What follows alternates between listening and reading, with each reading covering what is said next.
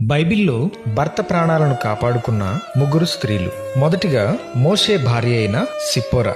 దేవుని యొక్క ఆజ్ఞ ప్రకారం మోషే ఐగుప్తునకు వెళ్ళుచుండగా మార్గములో యెహోవా అతన్ని చంపచూడగా సిప్పోరా వాడిగల రాయి తీసుకుని తన కుమారునికి సున్నతి చేసి దేవుని చేతిలో నుండి తన భర్త ప్రాణాలు కాపాడుకుంటుంది. నిర్గమకాండం 4వ అధ్యాయం 24వ వచనం నుండి 26వ వచనం వరకు. రెండవదిగా దావీదు భార్య అయిన మీకాలు. తన తండ్రి అయిన సౌలు దావీదును చంపుటకు దూతలను పంపెనని తెలుసుకున్నప్పుడు మీకాలు వారి చేతిలో పడకుండా తన భర్త అయిన దావీదు ప్రాణాలు కాపాడుకుంటుంది. మొదటి సమూయేలు 19వ అధ్యాయం 11వ వచనం నుండి 17వ వచనం వరకు. మూడవదిగా నాబాలు భార్య అయిన అబీగయిలు. సహాయం కొరకు దావీదు తన పనివారిని నాబాలు దగ్గరికి పంపినప్పుడు నాబాలు అవివేకంతో మాట్లాడడం వలన దావీదునకు కోపం రేపుతాడు. అప్పుడు అబీగయిలు సమయస్ఫూర్తితో దావీదుతో మాట్లాడి తన భర్త ప్రాణాలు కాపాడుకుంటుంది. మొదటి సమూయేలు 25వ అధ్యాయం.